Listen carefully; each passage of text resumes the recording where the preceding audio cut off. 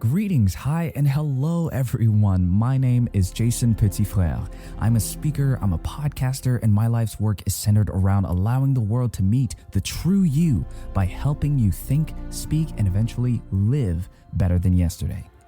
We do this first by establishing a good reason why, a strong and powerful motivation to keep going when the going gets rough.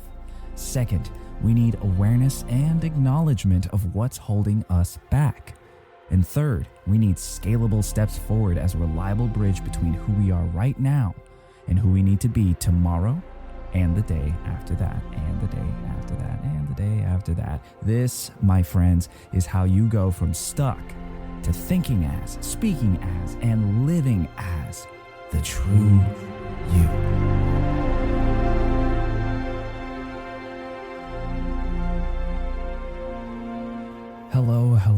Hello, everyone, friends and family. Thank you for joining me for episode 8 of the TRU-U podcast. This episode is called True Perspective.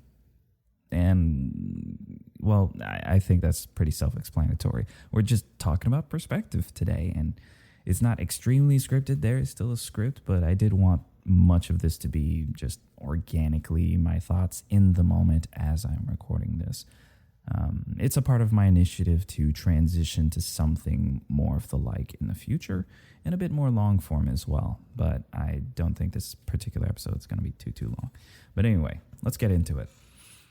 Google defines perspective as a particular attitude toward or way of regarding something, a point of view. And the reason why I want to talk about this today is because my goal with each and every single one of these episodes is, just like in the motto, to help you to think, speak, and live as your true self. A lot of that takes root in perspective, because you're not always going to have influence over the circumstances that you find yourself in. You're not always going to have the power or the ability to change people's minds or to change what has happened to you or around you. But you can change how you see it. You can change how you label that experience within your own mind. You can shift your perspective. And I want to help you to change your perspective today. Because speaker and entrepreneur Pat Flynn said, if you want to change someone's life, start by changing their day first. So I hope that what I supply you with today helps to change your day and tomorrow and the day after that and the day after that and the day after that, which will then inevitably change the whole course and trajectory of your life. Now I want to go over 3 points, 3 different action steps that you need to, or boxes that you need to check that can help you be that much more accurate in changing your perspective on things, but also taking it a step further and garnering results for those things that you're trying to change in your life. Let's start with point number 1. Being self-aware will serve you better than being self-conscious. Now, why is this important? A lot of this I would think is, kind of obvious, but that's only because of the place that I'm at right now. I realized that, several years back or in my adolescence, none of this was obvious to me. I just thought my problems were my world, my whole world. But now it's kind of become second nature, but I want to be cognizant of not speaking to you as if it's also completely all this is second nature to you as well. And it's not because I'm better, it's simply because I'm at the stage of life where I have this information readily available, and I want to get you to that same place as well, if you're not there already. So, again, being self-aware will serve you better than being self-conscious. So being self-aware is like being in tune with the things that make you you in such a way that you leverage your weaknesses by maximizing your strengths. But being self-conscious is like being in tune with the things that make you you in such a way that severely limits your strengths by amplifying focus on your weaknesses. Self-awareness and self-consciousness are just two different ways to use the exact same data about yourself. So let me give you a real life story example for me. Here's something completely superficial that I, for a long time, have been self-conscious of, but only until the recent probably year and a half, 2 years ago, that I transitioned to being more self-aware of it and started using the new knowledge that I gained or the new perspective that I gained on this same old data to serve me rather than hurt me. Now, again, I warned you, this is completely a superficial thing that doesn't really super matter, but it did affect my own image to a large degree, quite literally. And it is how I smiled for pictures. Somehow, for some reason, when I smile in pictures, I think it's my right eye. The way that the corners of my mouth come up, or that my cheeks come up, naturally the left eye squints a lot more than my right eye. So if you cut my picture in half, you could see just genuine happiness and glee and excitement and exuberance on the left side. But then if you looked at the right side, you saw somebody that with his mouth was smiling at you, but then with his eye was staring into your soul like, why are you here? Like, who are you? It was a different person altogether, and I did not understand how was this happening every time. I became very self-conscious of the way that I smiled. So often I would just smirk with no teeth, and that it created a much lower quality picture overall, and I just didn't like seeing myself in pictures because of it. But one day, I can't remember when or why or how, I just decided if the right side doesn't naturally come up properly as far as my eyes is concerned, let me just consciously, every time I take a picture, bring up my right cheek a little bit more so as to match the left, et voila. From that moment on, every time I take pictures, when I remember that is, I bring up that right cheek just a little bit more, and then throughout both sides, if you cut it in half of the picture, I'm looking like I want to be there. And it has significantly improved the results of every picture that I've taken since then. Although it is something that I have to actively and consciously do each time, that is a result, that is a net positive result on self-awareness. I realized, hey, this is a weak area for me. This is literally a weak side of my face. Let me leverage that with some intentional muscle control or intentional, conscious use of my cheek muscles, whatever you want to call it. I don't know the scientific term for them. To be able to get to a place where I'm not holding my own self back in taking pictures or in smiling or in my experiences with friends or family because I'm self-conscious about this. Let me be self-aware. And here's what I'm going to do about it. So that's an example, just a real life example of mine. It's no crazy major stakes were involved in this, but this was something that mattered to me for a long time. And so I hope this has really helped someone realize that perspective is super major as it concerns how you tackle every single sort of issue in your life, big or small. So that's point number one. Be self-aware, not self-conscious.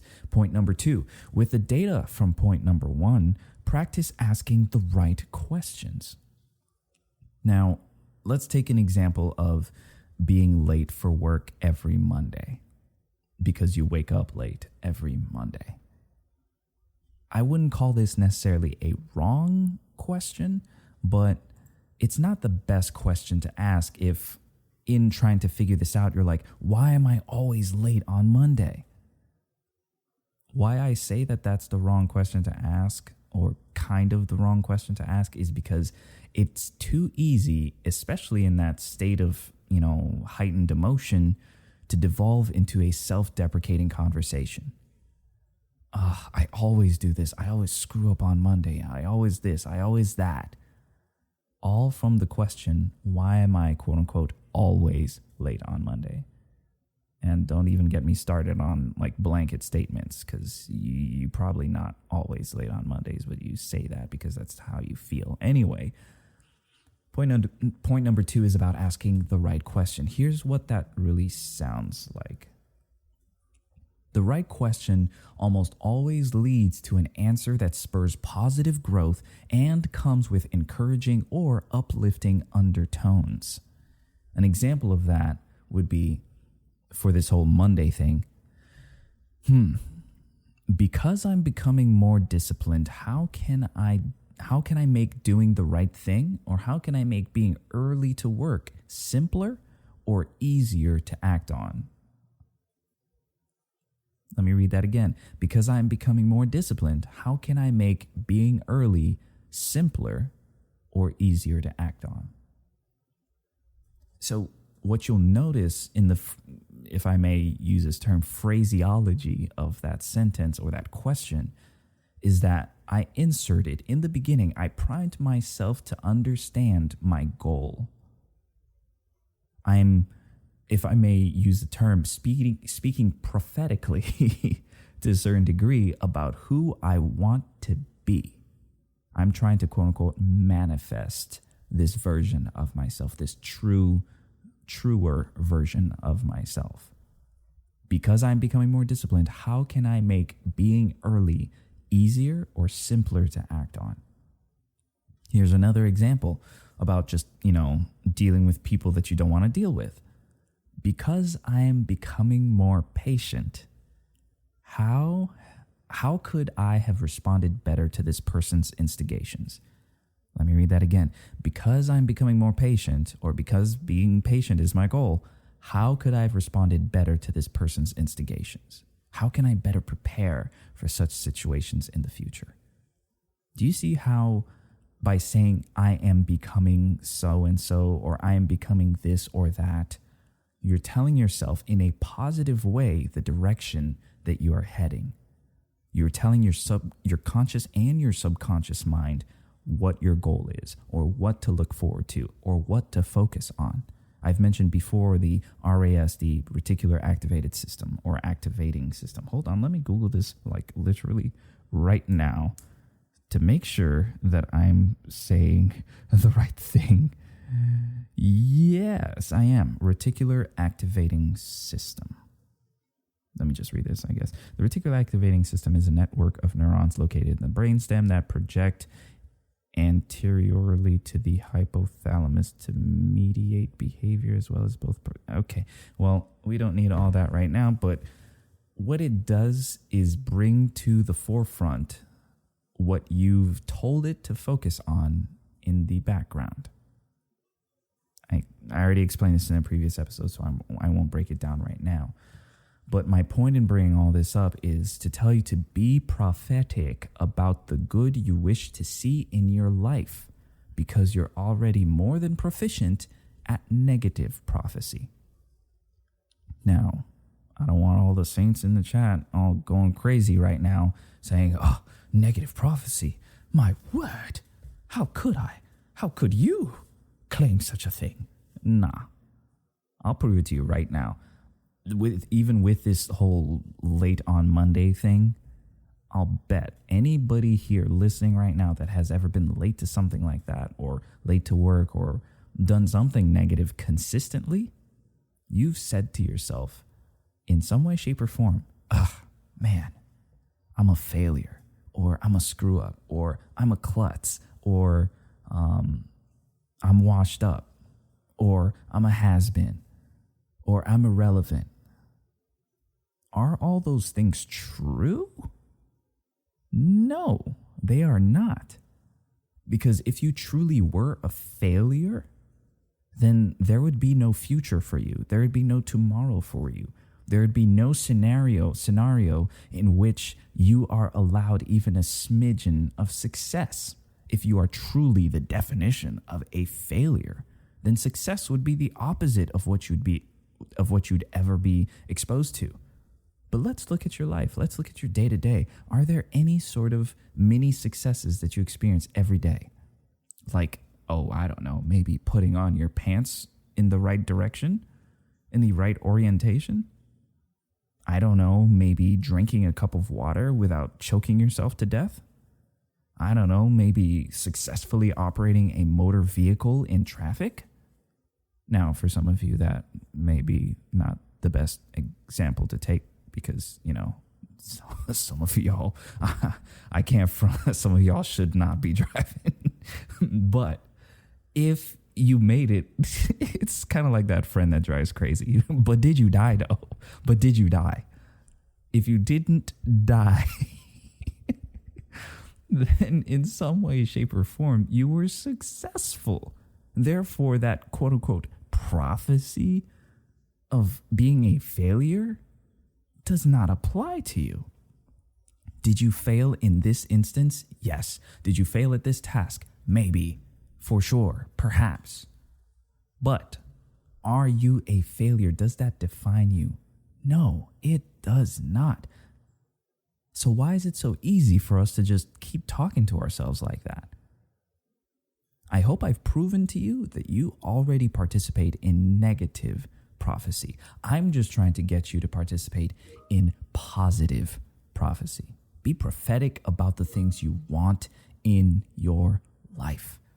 Be prophetic about the good you wish to see. So again, number 2, with the data from point number 1, practice asking the right questions. Prime yourself with, because I'm becoming more blank, how could I have blank to do this better? Does that make sense? Hopefully so. Let's wrap it up with number 3. Execute on whatever plan you come up with, whatever answer you get from number 2, with both fervor and grace. Not just grace, not just fervor, with both fervor and grace. Fervor is defined as an intense and passionate feeling. The reason why you want fervor is because in any sort of situation where you're changing habitual behavior, you are going to need a crazy amount of momentum. And building momentum is the hardest thing. The hardest part of launching a rocket is the launch, not the sustained flight once you've broken orbit, once you've passed, orbit or gravitational pull. It's the beginning. It's getting off the ground because you're fighting the highest amount of gravity, if I'm saying that correctly. You're fighting gravity. Let's just say that. So when you're trying to build good habits, the gravity that you're fighting are the bad habits that are already there. You are going to need fervor, an intense and passionate feeling to do that. And I tell you a little bit about how to do that, or a little bit about the important steps that you need to take in doing that, by creating a strong why, a powerful motivation to keep going. Now, the reason why the second one is important to have and that these two need to be walking in combination is because if you have an intense and passionate feeling about changing yourself, but you walk around with zero grace for yourself, you're just going to devolve right back into that whole negative self-talk, that negative prophecy, that holding yourself to an impossible standard type of shtick. You don't want that. It destroys you. But what also destroys you is having just plenty of grace for yourself, but no intense and passionate feeling to do anything different. That is called, what is it called? It's, I don't know, being too lax. Just being like floating through life, I guess. Like you have no structure. You can't walk around with grace and no structure. Merriam-Webster defines grace as approval, favor, mercy, pardon, a special favor, privilege, disposition to, or an act or instance of kindness, courtesy, or clemency, a temporary exemption, reprieve. So, in conclusion, yeah, you get it. A quote by Ashley Hetherington, "We need to trust that the world is not going to crash and burn if we fall short. We are simply not powerful enough to mess up God's plan for our life." I love this quote because to me, it has a grounding feeling to it. Kind of like reminding you that the sun will rise and fall even if you miss a certain quota. So don't ruin the roots of your hair follicles over it. Acknowledge the mistake, absolutely. Be aware of and process how it made you feel, for sure. But then, get up, dust yourself off, and get back on that horse tomorrow. Just don't forget to rub some Tiger Balm and stretch first, because all that's important, but get back on that dang horse. I hope that all of this has served you in some way, shape, or form, or in all the shapes and all the forms. And believe it or not, there was more that I wanted to say, especially about the whole grace spiel, but I didn't want to overwhelm this one singular episode. So this marks the first of the TRU-U podcast BTM series, which stands for Behind the Mind. You'll find that right after this episode. But understand that all of this mindset talk is to really get at the root of how you're living. Because your life is a direct result, not just the circumstances, but how you experience your life. Let me put it that way. How you experience your life is a direct result of how you talk about your life. And you wouldn't be talking about your life in a certain way if you didn't think about your life in a certain way. So all this mindset talk is really to target your thinking processes. My hope is to help you to change your day first, so that your life can eventually be changed. And we do that by giving you principles like I'd mentioned throughout this episode, number 1, 2, and 3, to help you to now think as, speak as, and eventually live as the true you. Thanks for listening.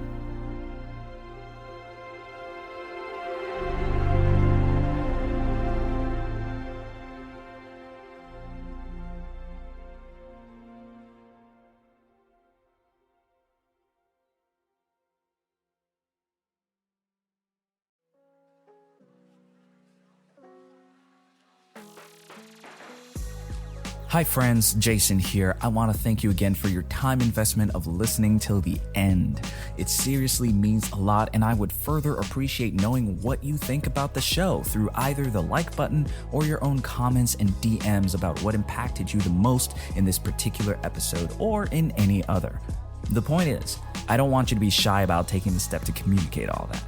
Lastly, I invite you to stay connected to this life-giving community by following or subscribing on whichever platform you prefer to watch or listen. You'll also find more nuggets of gold sprinkled here and there by looking up @JasonPF_TRU-U on all socials. Again, that's JASONPF_TRU-U. Let's learn to think, speak, and live as our true selves together.